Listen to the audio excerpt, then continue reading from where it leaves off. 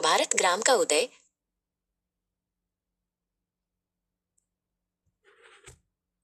बहुत समय पहले भारत ग्राम नाम का एक विशाल और प्राचीन गांव था। इसका इतिहास गौरवशाली था, लेकिन अब इसकी रौनक कुछ फीकी पड़ गई थी। गांव के बीचों बीच एक पुराना रहस्यमयी पेड़ था जिसे सब ज्ञान वृक्ष कहते थे, पर वो सदियों से सुप्त था। गांव की एक युवा लड़की अनन्या अक्सर उस पेड़ को देखती और सोचती कि क्या वो फिर कभी जागेगा। एक दिन ज्ञान वृक्ष की जड़ों से एक नई ऊर्जा की नीली रोशनी फूटने लगी।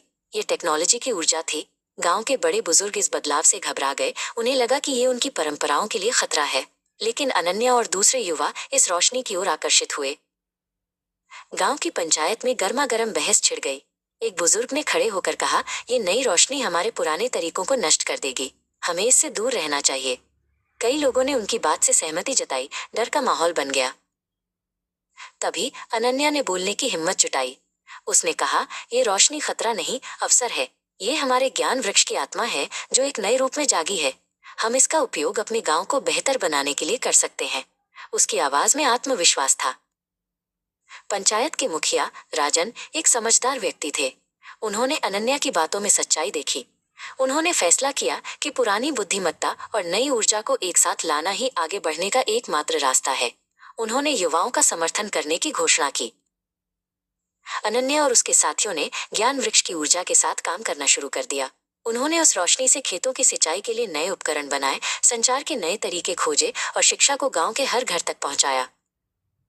जल्द ही भारत ग्राम में बदलाव दिखने लगा। फसलें लहलहाने लगी, व्यापार बढ़ गया और गांव के लोगों के चेहरों पर एक नई मुस्कान आ गई। जिन बुजुर्गों को डर था, वे भी अब इस बदलाव को स्वीकार करने लगे थे। भारत ग्राम की सफलता की कहानियां दूर दूर तक फैल गईं। दूसरे गांव के लोग ये देखने आने लगे कि कैसे परंपरा और तकनीक ने मिलकर एक चमत्कार किया है। भारत ग्राम अब सिर्फ एक पुराना गांव नहीं, बल्कि प्रेरणा का केंद्र बन गया था।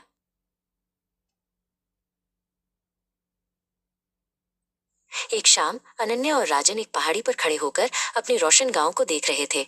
राजन ने कहा, असली महाशक्ति ये पेड़ नहीं है। अनन्या ने मुस्कुराते हुए कहा, और नहीं सिर्फ हमारी पंचायत। असली शक्ति इन दोनों के संगम में है, जिसे हमारी युवा पीढ़ी ने संभव बनाया है।